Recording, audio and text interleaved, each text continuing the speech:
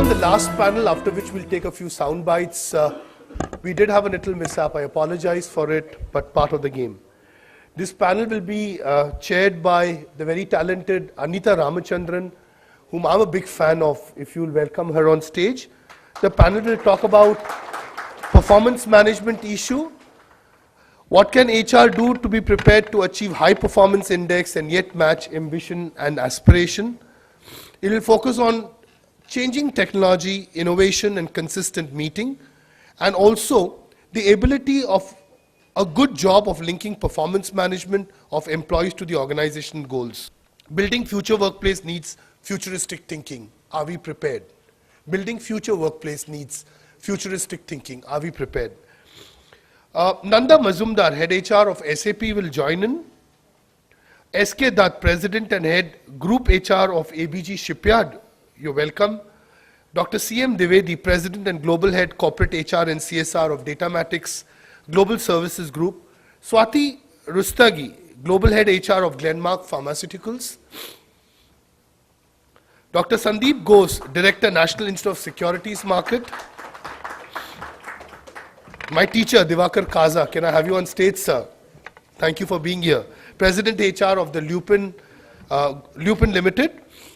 Gyanendra Kumar, leadership talent management of Tata Consultancy Services. So we got a fairly balanced panel with women in this panel. I'm going to leave it to Anita Ramachandran. We have 40 minutes to do this panel, and knowing you, you manage time very well. Before we begin, give them a great round of applause, ladies and gentlemen. Over to you, Anita. Raju, thank you, and my pleasure to be here with such a eminent and diverse panel here today. Before we discuss this subject, I just want to say that performance management is the one thing that makes most employees see red. And a few months back, in September, October of last year, we did an online survey, and we had 14,000 respondents from across the country, from employees of all age groups. And we actually focused the study really on performance management and variable pay and a little bit on rewards. And the one thing that stood out was 52% of the employees said they were very unhappy with their performance management system. So I want to start the discussion this evening to ask the panelists here whether they think that the current performance management systems that we have, most companies would have the standard focus on goals, competencies. We heard a little bit about the 9-box.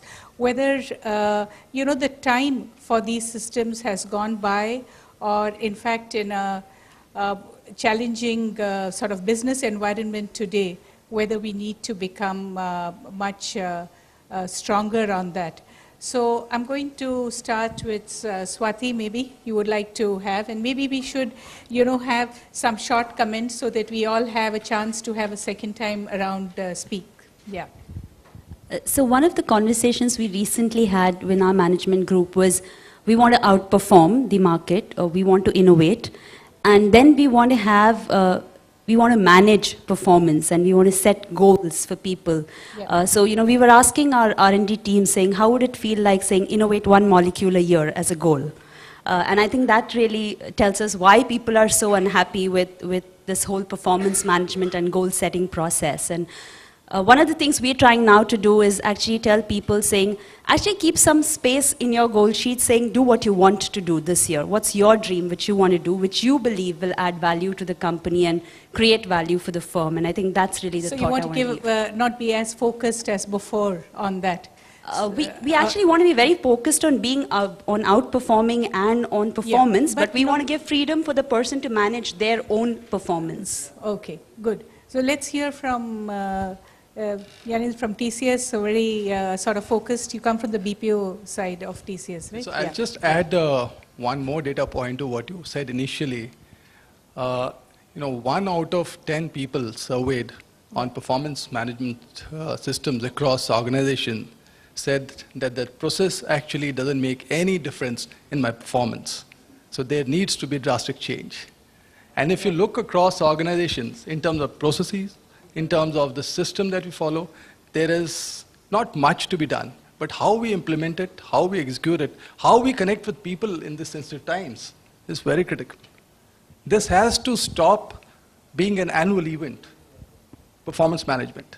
If you engage with an employee on regular basis, clarify your expectations, and listen to him, I think a lot of our grievances will get resolved. So I'm going to ask Diwakar, he has said the very simple basic things. If we do the simple basic things right, there will be greater satisfaction, or let me say meaning in the performance management. You've had a very, very long career, and what has been your experience? Have you seen it change over time? I think maybe that would be interesting. Two things. I think first thing is we don't communicate too well in any company. 50-year-old people managing the process, communicating for 80% of the population, which is between 20 and 25. Why are we doing Diwakar, it? what do you have against 50-year-olds? Why do you think only they can't communicate? Yeah.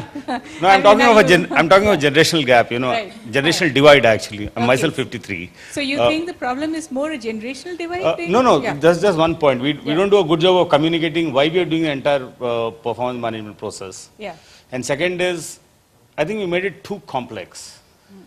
In any company, whether it's in research or manufacturing or sales and the like, the metrics obsession has taken it to such levels of, I wouldn't call it complexity, such levels of complicatedness that people don't understand and say, look, I'll just go ahead and do my job well.